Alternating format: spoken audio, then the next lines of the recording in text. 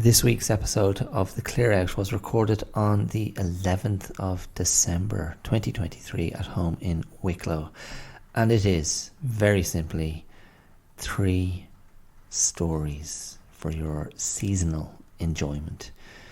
2 stories by very established authors of yesteryear, and 1 story of my own, which is not a Christmas story, but I think it is an appropriate inclusion for this episode. It's a story that I wrote a couple of years ago. I wrote and recorded, produced for Aura, the sleep and wellness app that I produce content for.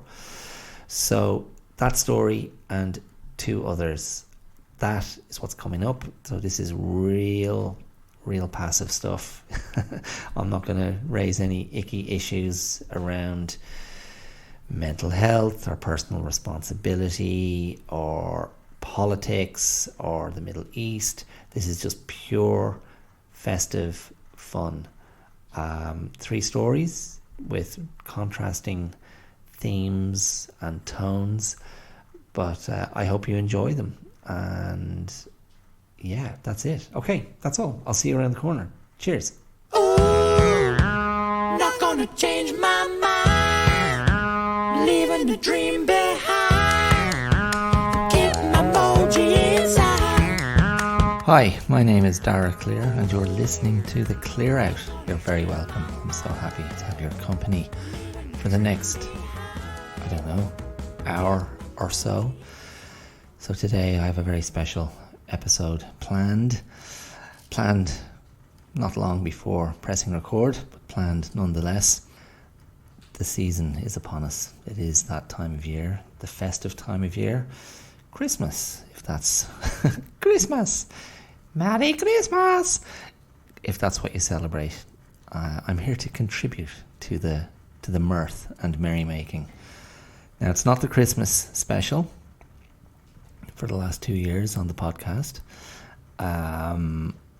The only 2 previous Christmases on the podcast, I've done a Christmas episode, which usually consists of a new Christmas story that I've written, which has become somewhat of an obsession of mine to try and write a great Christmas story. So I write one every Christmas and record it. They used to appear on my blog, which gave birth to the podcast. So that'll be in the Christmas special. I have an idea. My stories always start usually with an idea. I rarely have a structure. I usually have a character and a situation. And I have that in my head at the moment. I'm not sure where that story's going to go. I have not set pen to paper yet, or fingers to keys. And if I can persuade my wife, if I can persuade my long-suffering wife, I will cajole her into accompanying me on some Christmas songs also for the Christmas special. Last year, I think it was really not good. I was murdered with a cold and I did not sing well, and my wife admonished me off mic. I said, why don't you just record these in November? I can't do it. I insist on doing it, at the time, as close as possible to the time of the episode, to fully capture and be faithful to the spirit of the season. Anyway, hopefully that will be something for you to look forward to, which will be in next week's episode, all going well. But this week, just to not be a complete Scrooge, I am going to read. I'm going to read from a book. The book is called Round About the Christmas Tree, a miscellany of festive stories edited by Becky Brown. That's right, Becky Brown. I've never heard of her. This is a lovely little hardback edition of Christmas stories that my parents-in-law, hello Anita, hello Gavin, gave to us, the family. I felt it was primarily to me, but the inscription addresses it to my wife, myself, my daughter, our daughter, I should say. And it's this, miniature hardback book with Christmas stories of yesteryear. They're definitely stories of a bygone age. There's a couple of Hans Christian Andersen stories in there. There's an Anthony Trollope story, a Dostoevsky short story. You'd think that would be the one I'd go for. There's a Sherlock Holmes story. There's Dickens. There's Washington Irving, G.K. Chesterton. So you're getting a flavour. Nathaniel Hawthorne. So quite a few authors from the 1800s and early 1900s. But I have glanced at two that I think you have some chance of enjoying. And I'm going to read those, and I'm going to include a third story, which is not a Christmas story, but it has a bit of significance to me. And it's a story that I wrote and recorded for Aura. Can you feel my aura? For Aura, the sleep and wellness app that I produce some content for. That's the preferred word. I don't prefer it, but that is the preferred word. I write some stories and meditations and reflections for Aura, and so I'm going to throw that in at the end as well. So it's Story a Go-Go, and I'm going to start with this one, which is by the author L.M. Montgomery. Now, if that name is not familiar to you, she is the author of Anne of Green Gables. That's right, your favourite childhood story of the little girl who goes to a farm in Canada and makes mischief but wins everybody's hearts. So this is one of her short stories, and I just glanced at it before, and it kind of epitomises a very pure sentimentality, but it's kind of cute, and I don't mind a bit of sentimentality if the package strikes the right balance. So you've got to put these stories into the context of their time and just go with it, is my suggestion. And sure, listen, if you can't abide it, just fast forward to the next story. Okay, so this is a story called A Christmas Inspiration. Well, I really think Santa Claus has been very good to us all, said Jean Lawrence, pulling the pins out of her heavy coil of fair hair and letting it ripple over her shoulders. So do I, said Nellie Preston, as well as she could with a mouthful of chocolates. Those blessed home folks of mine seem to have divined by instinct the very things I most wanted. It was the dusk of Christmas Eve, and they were all in Jean Lawrence's room at number 16 Chestnut Terrace. Number 16 was a boarding house, and boarding houses are not proverbially cheerful places in which to spend Christmas, but Jean's room at least was a pleasant spot, and all the girls had brought their Christmas presents in to show each other. Christmas came on Sunday that year, and the Saturday evening mail at Chestnut Terrace had been an exciting one. Jean had lighted the pink-globed lamp on her table, and the mellow light fell over merry faces as the girls chatted about their gifts. On the table was a big white box, heaped with roses, that betokened a bit of Christmas extravagance on somebody's part. Jean's brother had sent them to her from Montreal, and all the girls were enjoying them in common. Number 16 Chestnut Terrace was overrun with girls generally, but just now only 5 were left. All the others had gone home for Christmas, but these 5 could not go and were bent on making the best of it. Belle and Olive Reynolds, who were sitting on the bed, Jean could never keep them off it, were high school girls. They were said to be always laughing, and even the fact that they could not go home for Christmas because of a young brother had measles did not dampen their spirits. Beth Hamilton, who was hovering over the roses, and Nellie Preston, who was eating candy, were art students, and their homes were too far away to visit. As for Jean Lawrence, she was an orphan, and had no home of her own. She worked on the staff of one of the big city newspapers, and the other girls were a little in awe of her cleverness, but her nature was a chummy one, and her room was a favourite rendezvous. Everybody liked Frank open-handed and hearted Jean. "It was so funny to see the postman when he came this evening," said Olive. "He just bulged with parcels. They were sticking out in every direction."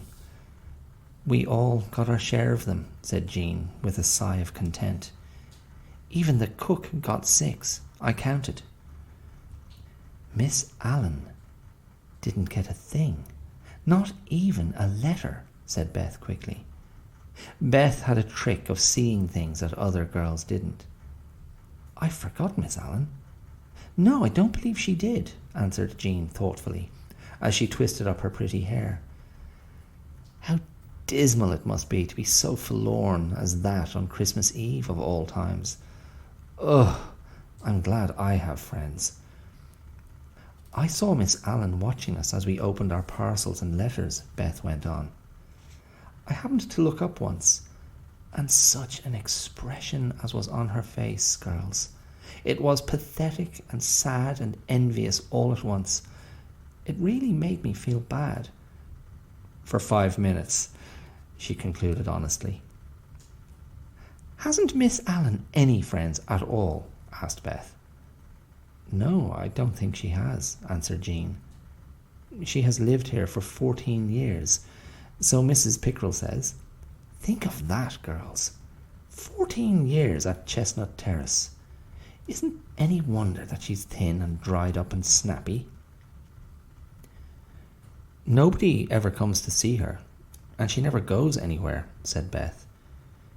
"Dear me, she must feel lonely now, when everybody else is being remembered by their friends. I can't forget her face tonight. It actually haunts me. Girls, how'd you feel if you hadn't anyone belonging to you, and if nobody thought about you at Christmas?" "Ow!" said Olive, as if the mere idea made her shiver. A little silence followed. To tell the truth, none of them liked Miss Allen. They knew that she did not like them either, but considered them frivolous and pert, and complained when they made a racket. The skeleton at the feast, Jean called her, and certainly the presence of the pale, silent, discontented-looking woman at the number 16 table did not tend to heighten its festivity. Presently Jean said with a dramatic flourish, "Girls, I have an inspiration. A Christmas inspiration." "What is it?" cried 4 voices. "Just this. Let us give Miss Allen a Christmas surprise. She has not received a single present, and I'm sure she feels lonely. Just think how we would feel if we were in her place." "That is true," said Olive thoughtfully. "Do you know, girls, this evening I went to her room with a message from Mrs. Pickrell, and I do believe she had been crying. Her room looked dreadfully bare and cheerless, too. I think she's very poor. What are we to do, Jean?" "Let us each give her something nice. We can put the things just outside of her door, so that she will see them whenever she opens it. I'll give her some of Fred's roses too, and I'll write a Christmassy letter in my very best style to go with them," said Jean, warming up to her ideas as she talked. The other girls caught her spirit and entered into the plan with enthusiasm. "Splendid!" cried Beth. "Jean, it is an inspiration, sure enough. Haven't we been horribly selfish, thinking of nothing but our own gifts and fun and pleasure? I really feel ashamed." "Let us do the thing up the very best way we can," said Nellie, forgetting even her beloved chocolates in her eagerness. "The shops are open yet. Let us go uptown and invest." 5 minutes later, 5 capped and jacketed figures were scurrying up the street in the frosty, starlit December dusk. Miss Allen, in her cold little room, heard their gay voices and sighed. She was crying by herself in the dark. It was Christmas for everybody but her, she thought drearily. In an hour the girls came back with their purchases. "Now let's hold a council of war," said Jean jubilantly. I hadn't the faintest idea what Miss Allen would like, so I just guessed wildly. I got her a lace handkerchief and a big bottle of perfume and a painted photograph frame, and I'll stick my own photo in it for fun. That was really all I could afford. Christmas purchases have left my purse dreadfully lean. I got her a glove box and a pin tray, said Belle, and Olive got her a calendar and Whittier's poems. And besides, we are going to give her half of that big plummy fruitcake Mother sent us from home. I'm sure she hasn't tasted anything so delicious for years, for fruitcakes don't grow on Chestnut Terrace, and she never goes anywhere else for a meal. Beth had bought a pretty cup and saucer and said she meant to give one of her pretty watercolours too. Nellie, true to her reputation, had invested in a big box of chocolate creams, a gorgeously striped candy cane, a bag of oranges, and a brilliant lampshade of rose-coloured crepe paper to top off with. It makes such a lot of show for the money, she explained. I am bankrupt, like Jean. Well, we've got a lot of pretty things, said Jean in a tone of satisfaction. Now we must do them up nicely. Will you wrap them in tissue paper, girls, and tie them with baby ribbon, here's a box of it, while I write that letter? While the others chatted over their parcels, Jean wrote her letter. And Jean could write delightful letters. She had a decided talent in that respect, and her correspondents all declared her letters to be things of beauty and joy forever. She put her best into Miss Allen's Christmas letter. Since then she has written many bright and clever things, but I do not believe she ever in her life wrote anything more genuinely original and delightful than that letter. Besides, it breathed the very spirit of Christmas, and all the girls declared that it was splendid. You must all sign it now, said Jean, and I'll put it in one of those big envelopes. And Nellie, won't you write her name on it in fancy letters? Which Nellie proceeded to do, and furthermore embellished the envelope by a border of chubby cherubs dancing hand in hand around it, and a sketch of number 16 Chestnut Terrace in the corner in lieu of a stamp. Not content with this, she hunted out a huge sheet of drawing paper and drew upon it an original pen and ink design after her own heart. A dudish cat. Miss Allen was fond of the number 16 cat, if she could be said to be fond of anything, was portrayed seated on a rocker, arrayed in smoking jacket and cap, with a cigar waved airily aloft in one paw, while the other held out a placard bearing the legend, Merry Christmas. A second cat in full street costume bowed politely, hat in paw, and waved a banner inscribed with Happy New Year, while faintly suggested kittens gambolled around the border. The girls laughed until they cried over it, and voted it to be the best thing Nellie had yet done in original work. All this had taken time, and it was past 11 o'clock. Miss Allen had cried herself to sleep long ago, and everybody else in Chestnut Terrace was abed, when 5 figures cautiously crept down the hall, headed by Jean with a dim lamp. Outside of Miss Allen's door, the procession halted, and the girls silently arranged their gifts on the floor. "That's done," whispered Jean in a tone of satisfaction as they tiptoed back. "And now let us go to bed, or Mrs. Pickrell, bless her heart, will be down on us for burning so much midnight oil. Oil has gone up, you know, girls." It was in the early morning that Miss Allen opened her door. But early as it was, another door down the hall was half open too, and 5 rosy faces were peering cautiously out. The girls had been up for an hour for fear they would miss the sight, and were all in Nellie's room, which commanded a view of Miss Allen's door. That lady's face was a study. Amazement, incredulity, wonder chased each other over it, succeeded by a glow of pleasure. On the floor before her was a snug little pyramid of parcels, topped by Jean's letter. On a chair behind it was a bowl of delicious hothouse roses and Nellie's placard.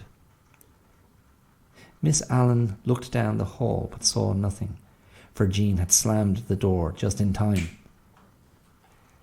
Half an hour later, when they were going down to breakfast, Miss Allen came along the hall with outstretched hands to meet them. She had been crying again, but I think her tears were happy ones. She was smiling now. A cluster of Jean's roses were pinned on her breast. "Oh, girls, girls," she said, with a little tremble in her voice. "I can never thank you enough. It was so kind and sweet of you.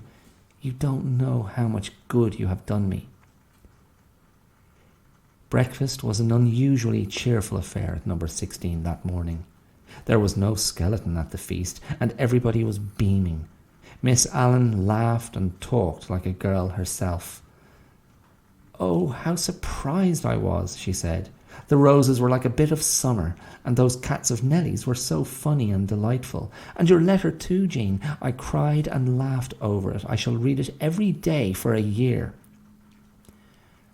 After breakfast, everyone went to Christmas service. The girls went uptown to the church they attended. The city was very beautiful in the morning sunshine.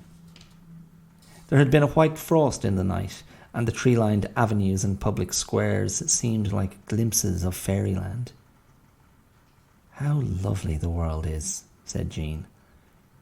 "This is really the very happiest Christmas morning I have ever known," declared Nellie.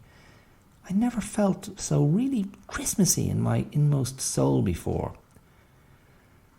"I suppose," said Beth thoughtfully, "that it is because we have discovered for ourselves the old truth that it is more blessed to give than to receive. I've always known it in a way, but I never realized it before." "Blessing on Jean's Christmas inspiration," said Nellie. "But girls, let us try to make it an all-the-year-round inspiration, I say. We can bring a little of our own sunshine into Miss Allen's life as long as we live with her." "Amen to that," said Jean heartily. "Oh, listen, girls, the Christmas chimes." And over all the beautiful city was wafted the grand old message of peace on earth and goodwill to all the world. Now, there you are, L.M. Montgomery's A Christmas Inspiration. I'm laughing. All those girls, and do you know what?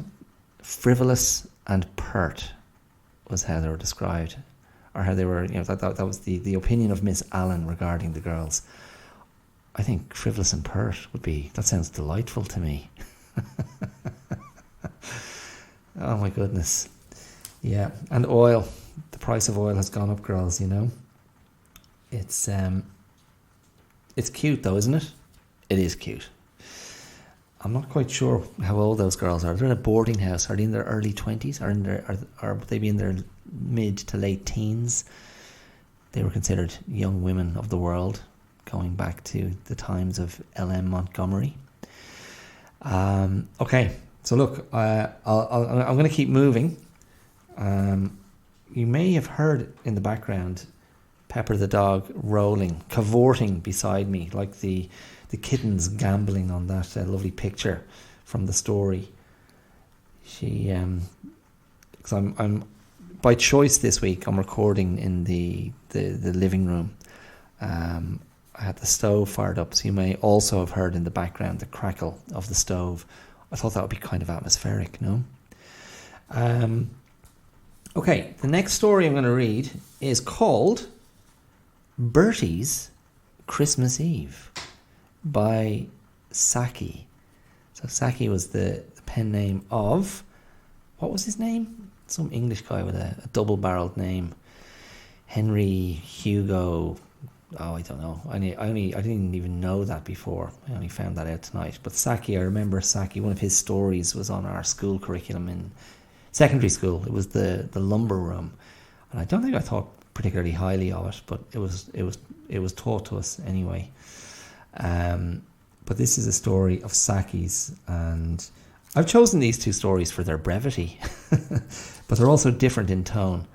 And I think this one, if the previous story was quite sugary and sentimental, bordering on impossibly pure, this story has a little bit more of an edge to it, although I think it's quite satirical. And I think that was a bit of a trademark of Saki's. He was unafraid to depict sort of, more sort of shaded and nuanced characters, and a bit more mischievous and spiteful and petty. Such was his sense of humour, I suppose. Anyway, I'll give this a lash. I've never read it before. I just kind of skimmed through it and it looked kind of funny. Excuse me, I'm sorry. I'm just after having a cup of cinnamon tea. That's the second time in recent weeks. Okay, the bloody font in this book is very small, and I need a new prescription on my glasses. So if I'm hesitating, I'm kind of moving back and forth a little bit from the book so I can see the text more clearly. Anyway, I'll give it a go. It was Christmas Eve, and the family circle of Luke Steffink, Esquire, was aglow with the amiability and random mirth which the occasion demanded. A long and lavish dinner had been partaken of, waits had been round and sung carols. The house party had regaled itself with more carolling on its own account, and there had been romping which, even in a pulpit reference, could not have been condemned as ragging. In the midst of the general glow, however, there was one black, unkindled cinder. Bertie Steffink, nephew of the aforementioned Luke, had early in life adopted the profession of ne'er-do-well. His father had been something of the kind before him. At the age of 18, Bertie had commenced that round of visits to our colonial possessions, so seemly and desirable in the case of a prince of the blood, so suggestive of insincerity in a young man of the middle class. He had gone to grow tea in Ceylon and fruit in British Columbia, and to help sheep to grow wool in Australia. At the age of 20, he had just returned from some similar errand in Canada, from which it may be gathered that the trial he gave to these various experiments was of the summary, drumhead nature. Luke Steffink, who fulfilled the troubled role of guardian and deputy parent to Bertie, deplored the persistent manifestation of the homing instinct on his nephew's part, and his solemn thanks earlier in the day for the blessing of reporting a united family had no reference to Bertie's return. Arrangements had been promptly made for packing the youth off to a distant corner of Rhodesia, whence return would be a difficult matter. The journey to this uninviting destination was imminent. In fact, a more careful and willing traveller would have already begun to think about his packing. Hence, Bertie was in no mood to share in the festive spirit which displayed itself around him, and resentment smouldered within him at the eager, self-absorbed discussion of social plans for the coming months, which he heard on all sides. Beyond depressing his uncle and the family circle generally by singing "Say au revoir and not goodbye," he had taken no part in the evening's conviviality.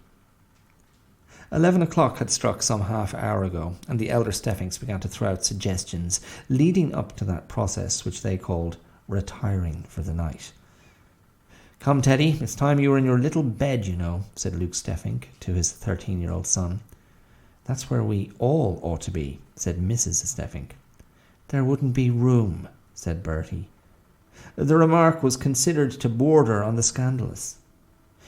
Everybody ate raisins and almonds, with the nervous industry of sheep feeding during threatening weather. "In Russia," said Horace Bordenby, who was staying in the house as a Christmas guest, "I've read that the peasants believe that if you go into a cowhouse or stable at midnight on Christmas Eve, you will hear the animals talk. They're supposed to have the gift of speech at that one moment of the year." "Oh, do let's all go down to the cowhouse and listen to what they've got to say," exclaimed Beryl, to whom anything was thrilling and amusing if you did it in a troop. Mrs. Steffink made a laughing protest, but gave a virtual consent by saying, "We must all wrap up well then." The idea seemed a scatterbrained one to her, and almost heathenish, but it afforded an opportunity for throwing the young people together, and as such she welcomed it. Mr. Horace Bordenby was a young man with quite substantial prospects, and he had danced with Beryl at a local subscription ball a sufficient number of times to warrant the authorised inquiry on the part of the neighbours whether there was anything in it. Though Mrs. Steffink would not have put it in so many words, she shared the idea of the Russian peasantry that on this night the beast might speak. The cowhouse stood at the junction of the garden with a small paddock, an isolated survival in a suburban neighbourhood of what had once been a small farm. Luke Steffink was complacently proud of his cowhouse and his 2 cows. He felt that they gave him a stamp of solidity which no number of Wyandottes or Orpingtons could impart. They even seemed to link him in a sort of inconsequent way with those patriarchs who derived importance from their floating capital of flocks and herds, he-asses and she-asses. It had been an anxious and momentous occasion when he had had to decide definitely between the byre and the ranch for the naming of his villa residence. A December midnight was hardly the moment he would have chosen for showing his farm building to visitors, but since it was a fine night and the young people were anxious for an excuse for a mild frolic, Luke consented to chaperone the expedition. The servants had long since gone to bed, so the house was left in charge of Bertie, who scornfully declined to stir out on the pretext of listening to bovine conversation. "We must go quietly," said Luke, as he headed the procession of giggling young folk, brought up in the rear by the shawled and hooded figure of Mrs. Steffink. "I've always laid stress on keeping this a quiet and orderly neighbourhood." It was a few minutes to midnight when the party reached the cowhouse and made its way in by the light of Luke's stable lantern. For a moment everyone stood in silence, almost with a feeling of being in church. "Daisy, the one lying down, is by a short-horn bull out of a Guernsey cow," announced Luke in a hushed voice, which was in keeping with the foregoing impression. I should have read that in the hushed voice. "Daisy, the one lying down, is by a short-horn bull out of a Guernsey cow," announced Luke in a hushed voice, which was in keeping with the foregoing impression. "Is she?" said Bordenby, rather as if he had expected her to be by Rembrandt. Myrtle's family history was cut short by a little scream from the women of the party.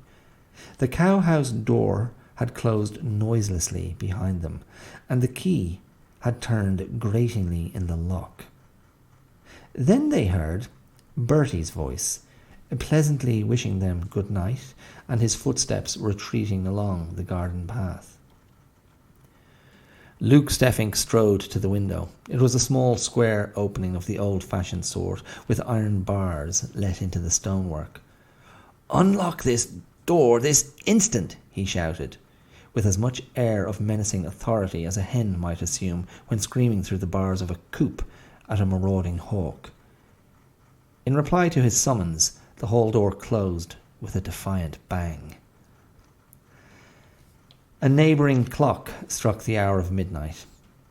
If the cows had received the gift of human speech at that moment, they would not have been able to make themselves heard. 7 or 8 other voices were engaged in describing Bertie's present conduct and his general character at a high pressure of excitement and indignation. In the course of half an hour or so, everything that it was permissible to say about Bertie had been said some dozens of times, and other topics began to come to the front. The extreme mustiness of the cowhouse, the possibility of it catching fire, and the probability of it being a routen house for the vagrant rats of the neighbourhood. And still no sign of deliverance came to the unwilling vigil-keepers. Towards 1 o'clock, the sound of rather boisterous and undisciplined carol-singing approached rapidly, and came to a sudden anchorage, apparently just outside the garden gate. A motor-load of youthful bloods, in a state of high conviviality, had made a temporary halt for repairs. The stoppage, however, did not extend to the vocal efforts of the party, and the watchers in the cowshed were treated to a highly unauthorised rendering of Good King Wenceslas, in which the adjective good appeared to be very carelessly applied. The noise had the effect of bringing Bertie out into the garden, but he utterly ignored the pale, angry faces peering out of the cowhouse window, and concentrated his attention on the revellers outside the gate. "Wassail, you chaps!" he shouted. "Wassail, old sport!" they shouted back. "We'd jolly well drink your health, only we've nothing to drink it in." "Come and wassail inside," said Bertie hospitably. "I'm all alone, and there's heaps of wet." They were total strangers, but his touch of kindness made them instantly his kin. In another moment, the unauthorised version of King Wenceslas, which, like many other scandals, grew worse on repetition, went echoing up the garden path. Two of the revellers gave an impromptu performance on the way by executing the staircase waltz up the terraces of what Luke Steffink, hitherto with some justification, called his rock garden. The rock part of it was still there when the waltz had been accorded its third encore. Luke, more than ever like a cooped hen behind the cowhouse bars, was in a position to realise the feelings of concert-goers unable to countermand the call for an encore which they neither desire nor deserve. The hall door closed with a bang on Bertie's guests, and the sounds of merriment became faint and muffled to the weary watchers at the other end of the garden. Presently, two ominous pops in quick succession made themselves distinctly heard. "They've got at the champagne!" exclaimed Mrs. Steffink. "Perhaps it's the sparkling Moselle," said Luke hopefully. 3 or 4 more pops were heard. "The champagne and the sparkling Moselle," said Mrs. Steffink. Luke uncorked an expletive which, like brandy in a temperance household, was only used on rare emergencies. Mr. Horace Bordenby had been making use of similar expressions under his breath for a considerable time past. The experiment of throwing the young people together had been prolonged beyond a point when it was likely to produce any romantic result. Some 40 minutes later, the hall door opened and disgorged a crowd that had been thrown off any restraint of shyness that might have influenced its earlier actions.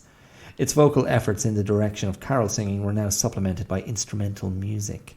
A Christmas tree that had been prepared for the children of the gardener and other household retainers had yielded a rich spoil of tin trumpets, rattles, and drums. The life story of King Wenceslas had been dropped. Luke was thankful to notice, but it was intensely irritating for the chilled prisoners in the cowhouse to be told that it was a hot time in the old town tonight, together with some accurate but entirely superfluous information as to the imminence of Christmas morning. Judging by the protests which began to be shouted from the upper windows of neighbouring houses, the sentiments prevailing in the cowhouse were heartily echoed in other quarters. The revellers found their car and, what was more remarkable, managed to drive off in it, with a parting fanfare of tin trumpets. The lively beat of a drum disclosed the fact that the master of the revels remained on the scene. "Bertie!" came in an angry, imploring chorus of shouts and screams from the cowhouse window. "Hello," cried the owner of the name, turning his rather errant steps in the direction of the summons. "Are you people still there? Must have heard everything cows got to say by this time. If you haven't, no use waiting. After all, it's a Russian legend. And Russian Christmas Eve, not due for another fortnight. Better come out." After 1 or 2 ineffectual attempts, he managed to pitch the key of the cowhouse door in through the window. Then, lifting his voice to the strains of "I'm Afraid to Go Home in the Dark," with a lusty drum accompaniment, he led the way back to the house. The hurried procession of the released that followed in his steps came in for a good deal of the adverse comment that his exuberant display had evoked. It was the happiest Christmas Eve he had ever spent. To quote his own words, he had a rotten Christmas. There you go. That's that's Bertie's Christmas Eve, and tonally quite a departure from the previous story. So, yeah, gas, very English. Our colonial possessions is the phrase that stuck out to me. Tricky stuff, but feckless middle class English Egypts, I think, is the appropriate term. Okay, I'm going to move straight along and add a story of my own, simply called One on One. And as I said, I recorded this for Aura, the sleep and wellness app, and so the audio quality might be a little bit different to what you've heard so far, because I'm just going to kind of drop it in. I'm not going to read it, and I'll see if I can just match up the audio as best I can. But please be forgiving if it bothers you, if there's a difference, and I'll just drop in at the end for a little wrap up. Okay, this is One on One by me. One on One. A young woman opened a closet and stooped down to grab her shoes. She held them in her hands and looked at them briefly before putting them on. They weren't as bright and shiny as when she had first got them, but they still had something to say. Purple Converse always had something to say. They weren't actually purple, they were grape. Her dad joked that they had to crush 10,000 grapes to colour each shoe. 10,000 for the left and 10,000 for the right. He said that was a serious waste of wine. She had on her old-school grey sweats, and the shoes popped against the monochrome of the sportswear. In the kitchen, she glugged a large glass of milk, kissed her grandmother goodbye, and left the house with a half-eaten banana in her mouth. She buttoned up her yellow varsity jacket as she hit the curb, pulling her green beanie down tighter over her head to better protect her from the bitter winter wind. Her breath came out in white plumes, and she moved into it as she picked up her pace to bring herself to the subway a bit quicker. In her knapsack, she could feel the Spalding bounce against her back as she jogged over the cracks in the sidewalk. At more or less the same time, in another part of the city, a chess set was being carefully put into a bag by a well-dressed older man. He wore a smart black suit with a fine pinstripe in it. Underneath, a rich burgundy vest sat over an immaculate white-collared shirt. Nestling tidily beneath his Adam's apple sat an ochre silk cravat, its startling deep orange a shock of colour beside the pale skin of his neck and face. His black leather shoes had been polished with great care and reflected the attention to detail and finishing that were evident in every aspect of the man's appearance. Freshly shaved from the barber that morning, the astringent sting of lotion still sat on his jaw and cheeks. After he had put on his overcoat, gloves and scarf and placed a dapper Homburg on his head, he regarded himself in the mirror before exiting the apartment, the bag with the chess set tucked under his left arm. He descended in the lift and pushed through the revolving doors to emerge into the crisp morning, the wind unapologetic as it blew into his face. Placing his right hand on his head to ensure the Homburg was secure, he made his way slowly towards the park.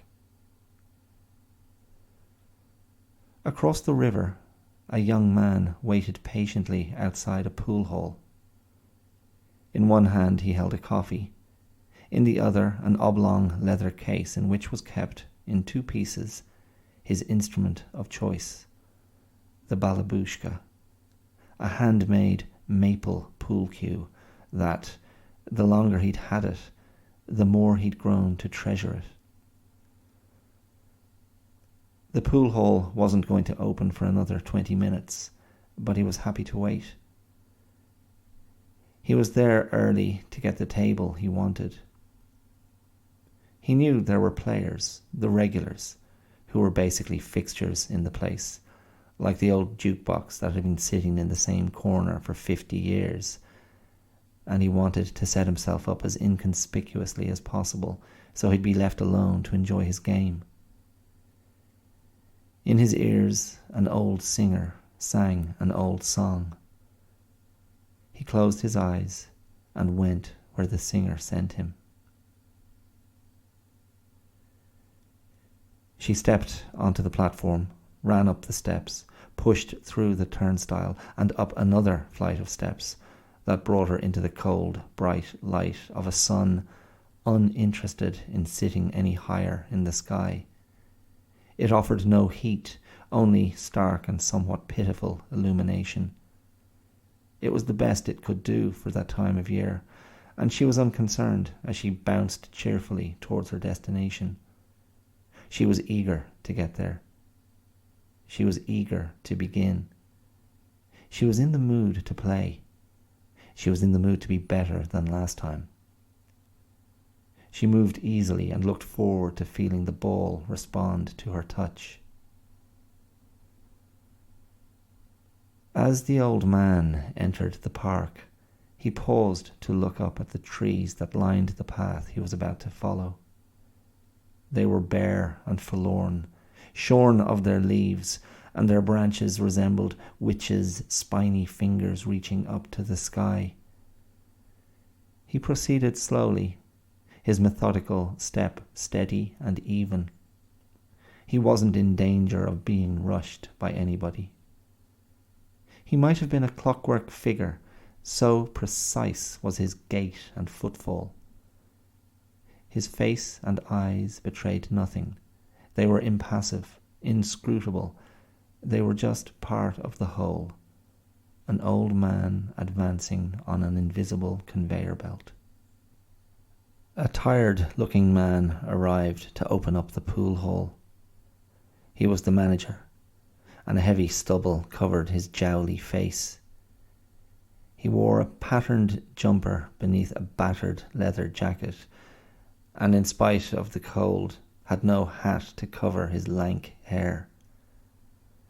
Pale jeans and sad brown shoes completed his look. He grunted a cursory hello to the young man leaning against the front of the building. The young man lifted his head in acknowledgement of the greeting and threw his cup in the trash before following the other man up the steep corridor of stairs that led to the room he had visited regularly so many years earlier. The fog of neglect hung in the air, and his nose wrinkled involuntarily as he entered the room. There was a small bar to the left of the door, and he watched the manager walk behind it to turn on lights, the radio, and the large red coffee machine that would provide hot black sustenance to the customers for the rest of the day. The lights tinkled to life over the 24 well-kept tables. Perfect green lawns under radiant green roofs, the bays and the shades almost identical in colour. He asked for a second cue and walked to his table. It was the one that overlooked the street and had a view of the river, as long as you knew which distant buildings to stare through.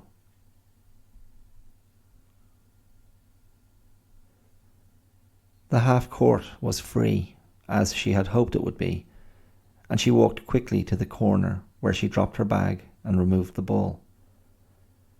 She bounced it a couple of times and enjoyed how it felt snapping up into her hands. She spun it on her finger as she had been shown as a little girl and confidently raised it over her head. She started to move it beneath the hoop, shuffling forward and back, turning this way and that, shifting left, then right, pivoting on one foot, then the other, a long routine of gentle tests and short drills intended to prime her body, to remind it of what it was about to be asked, almost like a quick cheat sheet before a test.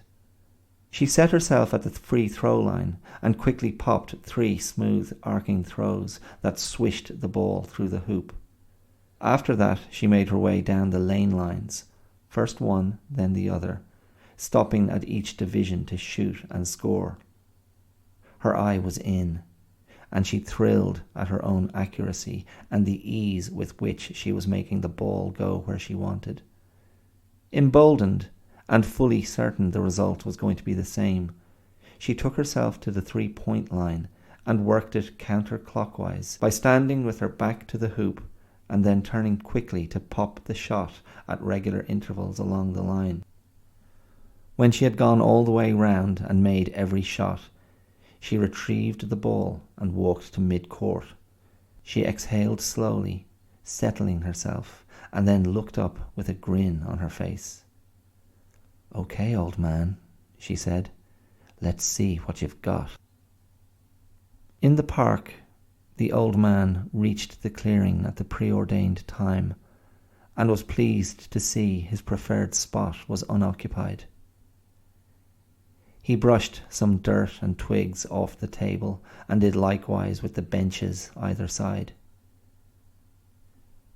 From his bag he carefully removed a thermos of black tea as well as the chess set that had been sitting beside it.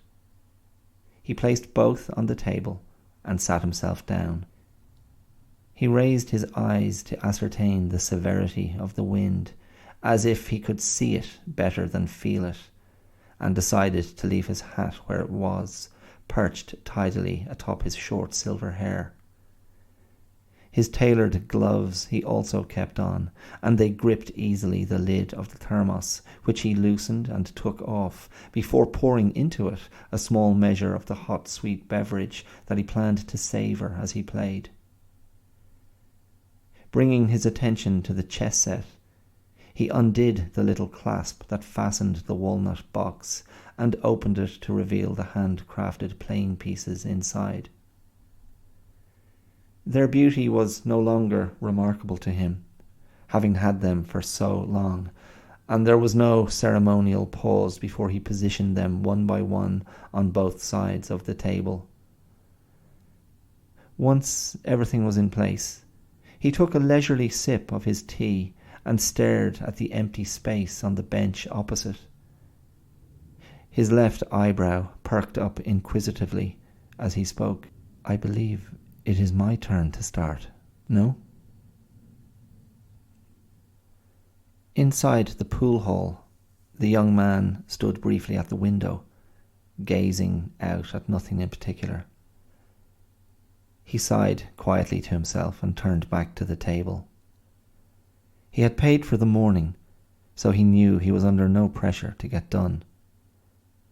He plucked the balls from under the table and dropped them into one of the wooden triangles favoured by the establishment.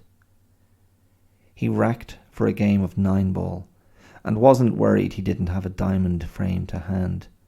He knew how to set the balls inside the triangle, placing the 9-ball in the middle and the yellow 1-ball on the foot spot at the head of the diamond shape, so it would be the first ball struck in the opening break. Happy with the formation, he gripped the triangle firmly at the base of the frame and rotated it upwards so it lifted cleanly off the balls, leaving them perfectly intact. He next grabbed his case and pulled out the balabushka's 2 parts before screwing them tightly together.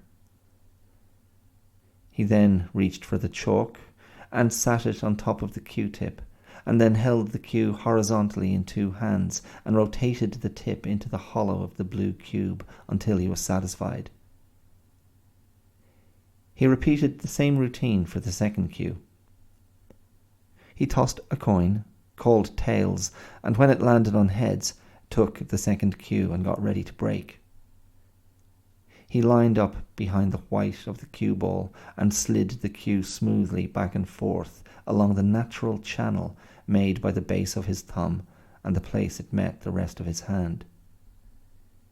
He slowed, pulled back more slowly, and then struck the cue ball with a satisfying clack as he launched it like a missile into the diamond of coloured balls that had been waiting helplessly up the table.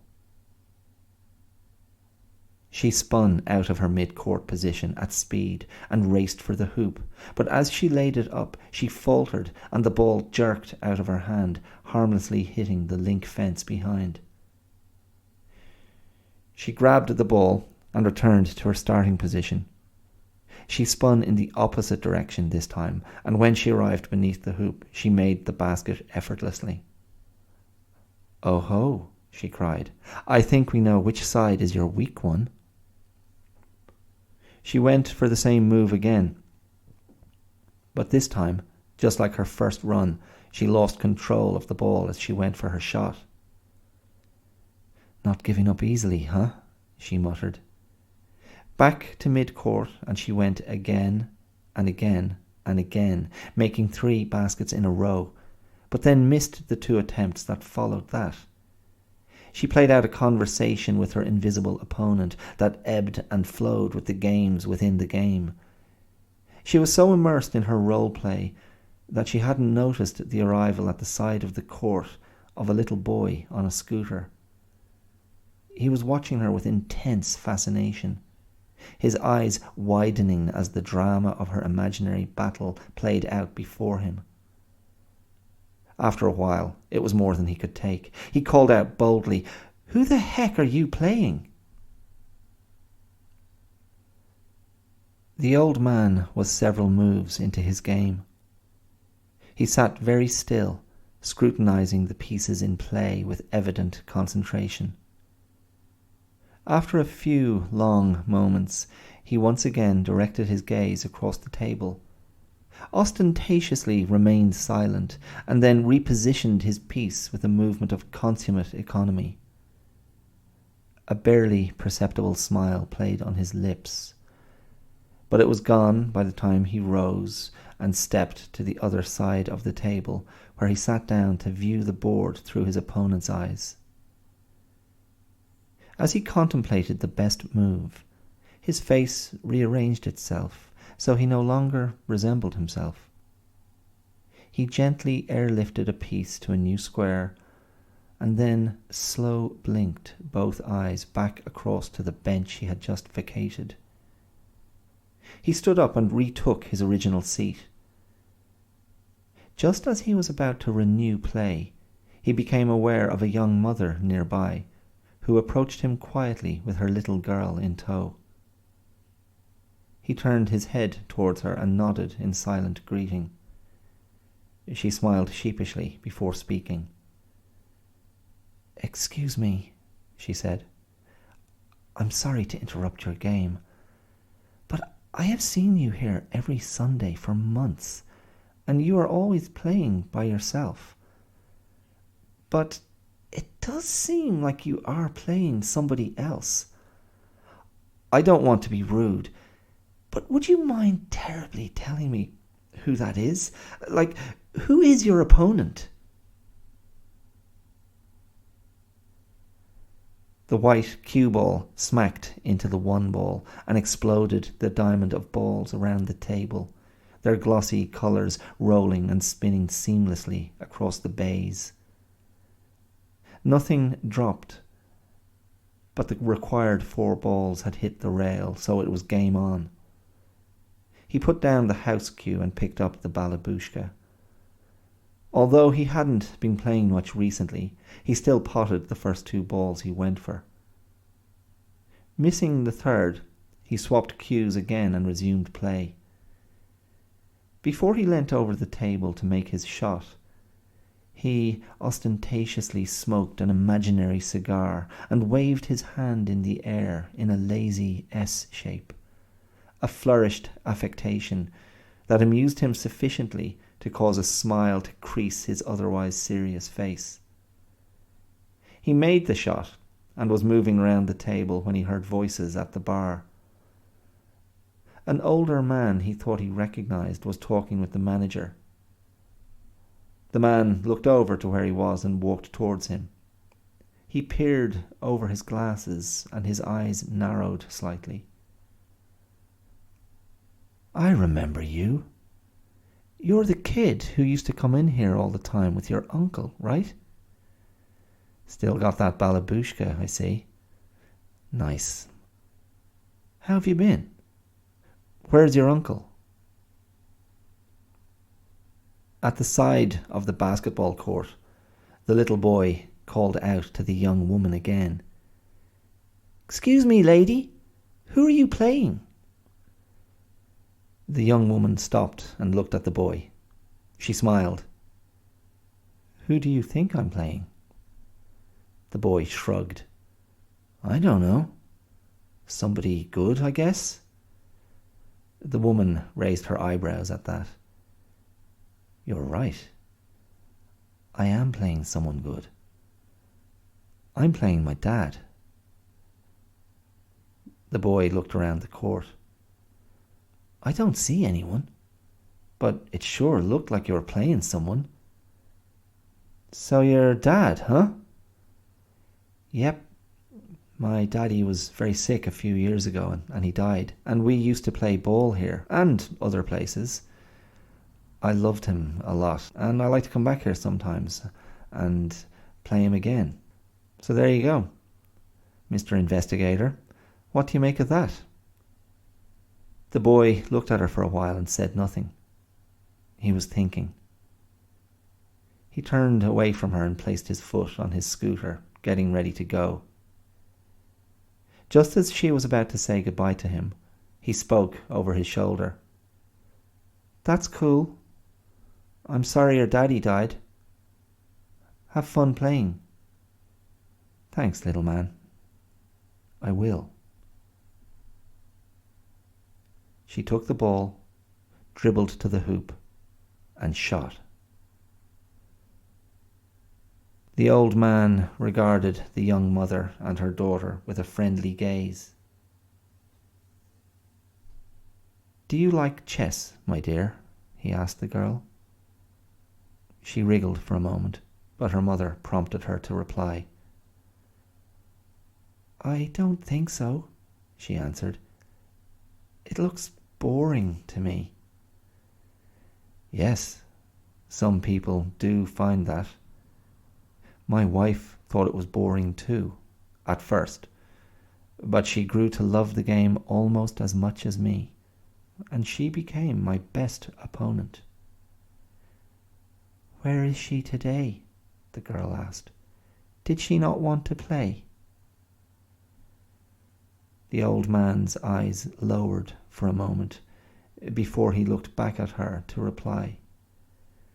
"Well, she had to go away, so she can't be here anymore. But I play her here every Sunday all the same." "Oh, that's nice," said the girl. "I'm sure she's very happy you're doing that." The old man smiled at her. "I like to think she is." The mother and daughter said goodbye and continued walking through the park. The old man watched them go and then addressed the other side of the bench.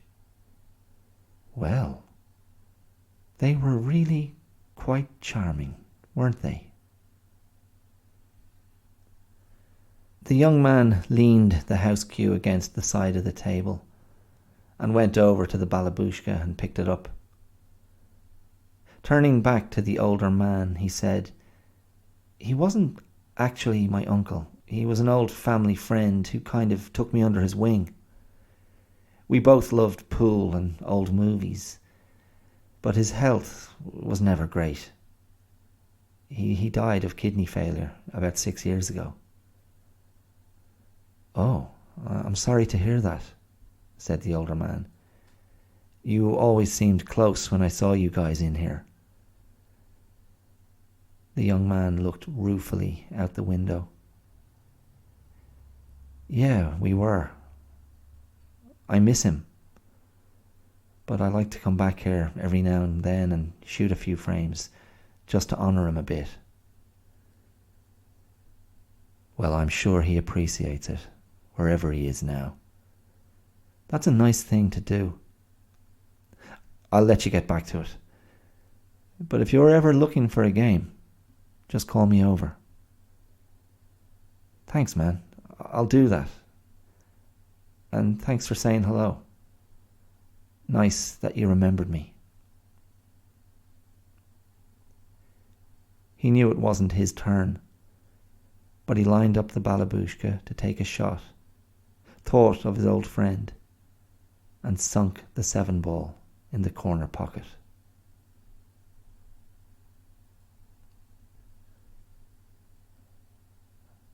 I wanted to do a story about grief and remembrance, and I liked the idea of people finding their own idiosyncratic ways to honour or remember a loved one. The reobservance and reenactment of past rituals and routines, including sport, games and exercise, can be deeply personal and symbolic and profoundly meaningful. And it is a way we can choose to honour a person who is no longer physically with us. And it is our choice and our right to remember a loved one in a way that is uniquely fitting to us. Because when we love uniquely. I hope you enjoyed it. Thank you for listening. Okay, so yeah, that was my story, and obviously it's a little bit on the somber side, but it still kind of feels like it fits with the broader theme of, you know, marking the moment. And I decided to include the sort of epilogue where that's what I do on the app. I talk about my thinking behind the story.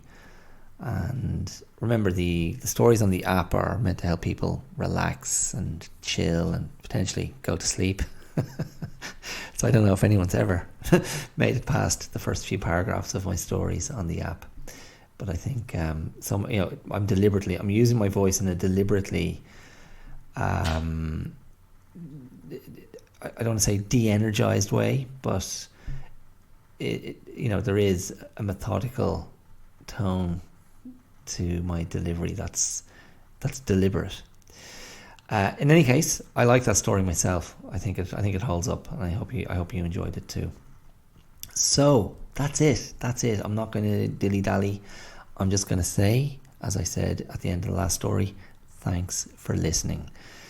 And I hope whenever you listen to these stories, I hope they've added something to the season. Because, yeah, little stories are nice, and it's nice to be it's nice to have someone read you a story, isn't it? I remember enjoying that when I was a kid. Okay, look, mind yourselves. Don't forget, you can always throw me some love on social media if that's something you're motivated to do. I'm in all the usual places. Just find the Clear Out podcast on YouTube or Facebook. Instagram are the main places I hang out. And if you're really motivated and go, I really like this thing that I do, you can support it on patreon.com and really get behind this independent podcast, just for the price of a cup of coffee or tea or a pint or a sandwich or whatever it might be.